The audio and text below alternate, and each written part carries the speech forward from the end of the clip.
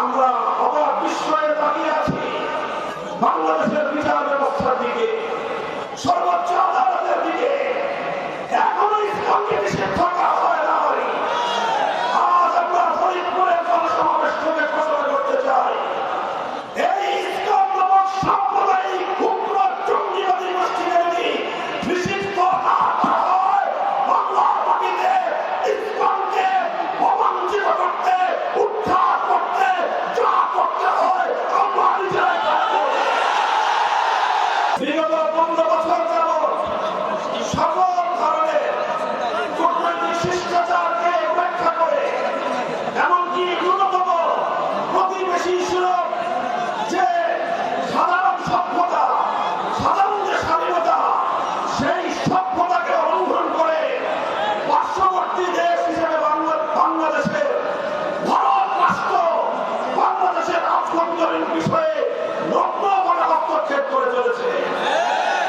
15 বছর পর্যন্ত বাংলাদেশে প্রতিটি জাতীয় নির্বাচনকে ভারতের প্রচ্ছন্ন মদদে শেখ হাসিনা জনগণের ভোটাধিকারকে গ্রহণ করে নিয়েছে, ভোট ব্যবস্থাকে বাতিল করে দিয়েছে।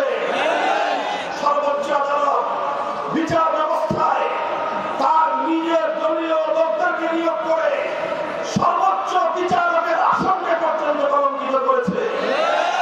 প্রধান বিচারপতির চেয়ারে বসে শেখ হাসিনার রেসপন্সিবলরা তারা দলীয় নেতা কর্মীর মতো বক্তব্য দিত। শেখ হাসিনার ইশারা ছাড়া বাংলাদেশের প্রধান বিচারপতি পর্যন্ত কোন রায় দিত না, বিচার ব্যবস্থাকে ধ্বংস করে ছেড়েছিল। প্রশাসনকে দলীয়করণ করেছিল। প্রশাসনের সর্বোচ্চ জায়গা থেকে সর্বনিম্ন স্তর পর্যন্ত দলীয় ক্যাডারদেরকে নিয়োগ করে বাংলাদেশটাকে ফ্যাসিবাদী রাষ্ট্রে পরিণত করেছিল। আইন শৃঙ্খলা রক্ষাকারী বাহিনীর কথা কি বলবো? এই আমাদের প্রিয় পুলিশ বাহিনী, তাদের দীর্ঘ ঐতিহ্য ছিল। ৭১ মুক্তিযুদ্ধ প্রাঙ্গণ থেকে যারা যাত্রা শুরু করেছিল, সেই পুলিশ বাহিনীকে দলীয় পেটোয়া বাহিনীতে পরিণত করে বাংলাদেশের সকল পুলিশদেরকে সে তার নিজস্ব দলীয় গুন্ডায় পরিণত করেছিল। এভাবে আইন শৃঙ্খলা রক্ষাকারী বাহিনীকে জনগণের মুখোমুখি দাঁড় করিয়ে জনগণ এবং রাষ্ট্রের বিরুদ্ধে একটি যুদ্ধাঙ্গিনী পরিবেশ তৈরি করেছিল শেখ হাসিনা। আমি অবাক বিস্ময়ে চিন্তা করি যে একটি দেশের আভ্যন্তরীণ বিষয়ে একটি দেশের প্রধানমন্ত্রী হয়ে দেশকে এভাবে আত্মঘাতীভাবে দেশকে ধ্বংসের দ্বার প্রান্তে কিভাবে একজন মানুষ পরিণত করতে পারে। সেই শুরু হল শেখ হাসিনার প্রতিশোধের রাজনীতি। 1975 সালের 15 আগস্ট থেকে 2024 সালের 5 আগস্ট শেখ হাসিনার 50 বছরের রাজনীতি ছিল প্রতিশোধ গ্রহণের রাজনীতি। সে প্রতিশোধ দিয়েছে বাংলাদেশের কাছ থেকে, সে প্রতিশোধ দিয়েছে বাংলার জনগণের কাছ থেকে, সে প্রতিশোধ গ্রহণ করেছে বাংলাদেশের মানচিত্রের কাছ থেকে।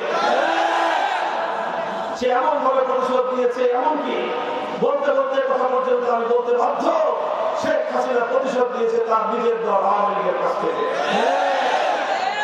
কিভাবে জনগণের কাছ থেকে প্রতিশোধ দিল দেখেন। ছোট্ট একটা তথ্য, আজকে বাংলাদেশের অনেকগুলো ব্যাংক, কতগুলো ব্যাংক সংবাদ মাধ্যম এবং সাধারণ জনগণ যারা ব্যবসায়িক কাজে, ব্যক্তিগত কাজে ব্যাংকিং করতে পারে, আপনারা নিজেরাই ভুক্তভোগী। ব্যাংকগুলোতে গেলে 10,000 টাকার চেক পাস করবার সামর্থ্য নাই। কোটি টাকার ডিপোজিট আপনার ব্যাংকে যাবেন, আপনাকে বলবে যে মাসে মাসে 50,000 টাকা করে নিয়ে যান। আপনি বলেন 1 কোটি টাকা যার ডিপোজিট, সে যদি প্রতি মাসে 50,000 টাকা করে নেয়, তার নাতি পুতিরাও এই টাকা ভোগ করে যেতে পারবে না। এই হলো দেশের ব্যাংকিং সেক্টরের অবস্থা। অর্থনীতি ভিড় ধসিয়ে দিয়ে গোটা বাংলাদেশটাকে পরিবর্তে কলমহীন ঝুড়িতে পরিণত করে দিয়েছে শেখ হাসিনা। কিভাবে করেছে? মেগা মেগা প্রজেক্টের নামে মেগা মেগা দুর্নীতি করেছে। 30,000 কোটি টাকার নামে পদ্মা সেতু করে 20,000 কোটি টাকা পাচার করেছে। এভাবে প্রতিটি মেগা প্রজেক্ট থেকে 2 গুণ 3 গুণ বেশি খরচ দেখিয়ে শেখ হাসিনা এবং তার ঘনিষ্ঠ লোকজন গোটা বাংলাদেশের এখানে লক্ষ কোটি বাঙালিদের, প্রবাসী বাঙালিদের, ব্যবসায়ী বাংলাদেশের মানুষদের কষ্টার্জিত ধান ধর্ম অর্থ যেটা দিয়ে ধীরে ধীরে দেশ এগিয়ে যাচ্ছিল, সেই সব অর্থ পাচার করে বাংলাদেশকে ধ্বংস করে দিয়েছে। হাসিনা এবং তার ফ্যাসিবাদী সরকারের পতনের পর যেমন বাংলাদেশ আবার ঐক্যবদ্ধ হয়ে ঘুরে দাঁড়ানোর প্রয়াস শুরু করেছে, বাংলাদেশের অর্থনীতি যেন আবার তিন তিন করে দানা বাঁধতে শুরু করেছে, বাংলাদেশ যখন আবার ঐক্যবদ্ধভাবে সামনের দিকে অগ্রসর হওয়ার জন্য একটি ট্র্যাকে ওঠার চেষ্টা করছে, বারবার সেই কথিত ফ্যাসিবাদী স্বৈরাচারী সরকার এবং তার অভিভাবকরা, তার প্রভুরা দেশের সীমান্তের বাইরে থেকে আমার বাংলাদেশের অভ্যন্তরে অস্থিতিশীলতা সৃষ্টি করে, দেশের মধ্যে গোলযোগ সৃষ্টি করে আবার তারা ক্ষমতার মসনদে ফিরে আসবার দিন স্বপ্ন দেখছে। অন্তর্বর্তীকালীন সরকারকে বলবো, একেবারে আনলিমিটেড সময়ের জন্য ক্ষমতা আপনাদেরকে দেওয়া হয় না, একটা নির্ধারিত সময়ের জন্য আপনাদেরকে ক্ষমতার মসনদে বসানো হয়েছে।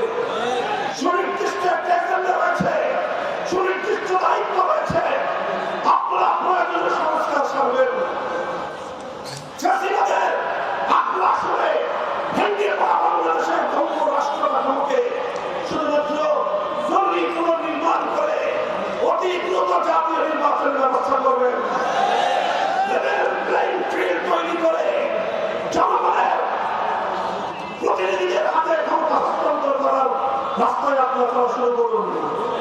নির্বাচন কমিশন সংস্কার করা হয়েছে, পুনর্গঠন করা হয়েছে, ধন্যবাদ জানাই। নির্বাচন কমিশনের প্রতি আমাদের উদাত্ত আহ্বান থাকবে, সকল দল এবং মতের প্রতি বৈষম্যহীন আচরণ করতে হবে।